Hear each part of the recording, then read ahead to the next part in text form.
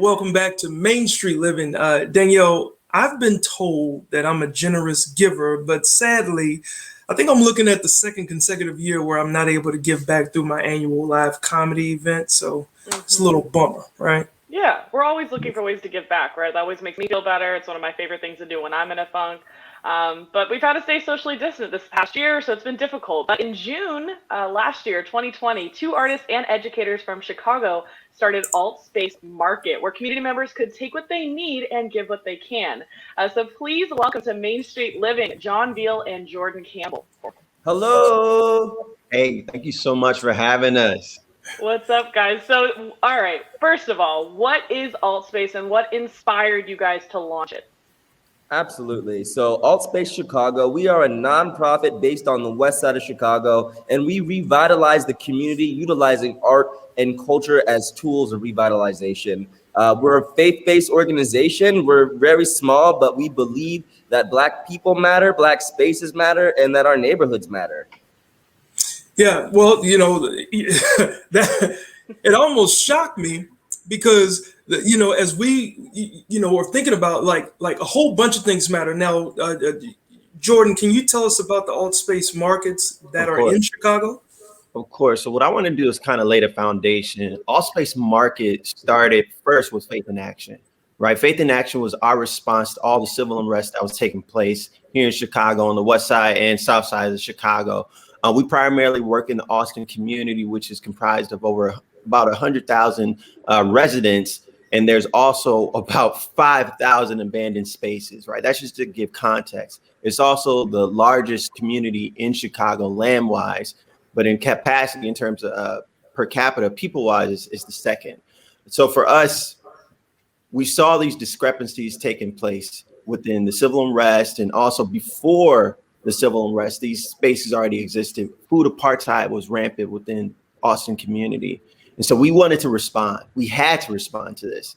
Being that we were men of faith, being that we were men of action, we said, how can we do this? It's through our partnerships. So we were able to get about 100 volunteers together to help us get care packages out to the south side and west side of Chicago, giving out 650 care packages and partner with neighboring organizations. But we realized is that, we cannot sustain this. This is something that we cannot continue. So how can we use art and combine food and partnerships? And so that's where the alt space market came about. Similar to the little libraries, we looked to these abandoned spaces that there's so many of and said, how can we repurpose this abandoned building right here on the block? And how can we create a space where it can become a small shared economy that the benefits will be greater than just the people who are living here, but also the entire city can replicate this in a way into which it meets the needs. Brilliant, man. Truly incredible what you guys did in the past year when everybody else was, having probably the worst year of your lives, and you guys found a way to help. So amazing work. What kind of things are people donating? What things do the markets need more of? Oh my gosh. So that's the craziest thing. We never know. Each time we go to the market, it's something unique. Sometimes there's, like, for example, somebody donated an air conditioning unit to one of the neighbors, Mrs. Jordan.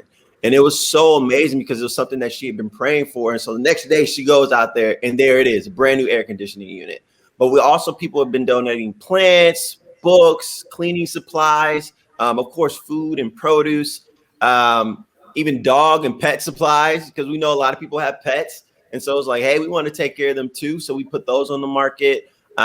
Brooms, mops, we've created these like little anchors where you can actually put the mops and the brooms, toothbrushes, hygiene products, of course. And of course, thinking about our women, we've been really focusing on making sure there's feminine hygiene products up on the markets, and women with children as well. So definitely diapers is so important for us to have at the markets. Yeah. Yeah, that's brilliant. I love it. And John, what has been the feedback? Well, we've had an incredible response. When we first uploaded the first image of the alt space market to our social media platforms, we had an overwhelming response, and there was a lot of people who wanted to come and visit the market. And I think that provided a moral quandary for myself and Jordan Campbell, because a lot of times when artists work in community, what can happen right after that is displacement or gentrification. And so what we decided to do was we're not going to publicly put out the address of the market, because this is just for our neighbors. This is just for the block. And it's actually all of the markets that we have now are neighborhood run. So we barely have to go and refill them. You know, there's 4 markets that we have now in the city of Chicago, 2 on the south side, 1 on the east side, and 1 on the west side. Wow. And, you know, one of the things that we really care about is protecting our neighbors. Okay. Yeah. All right. I think that's one of the great things to come out of the pandemic too, you know, is that you guys are finding a way to bring community back. And you know what? I want to say that we have a lot of community partners that help us do what we do. And we're really grateful for Grocery Run Chicago, you know, Rebuild Foundation, so many partners that help us on the day-to-day basis watch out for our neighbors. Hey, well, we wish we had more time to get some more information, because both of you guys are just a ball of energy, and we certainly appreciate what you're doing. And I'm sure the city of Chicago does as well. Thank you guys. Of course, you're welcome. All right. And the viewers can see how they can follow you there.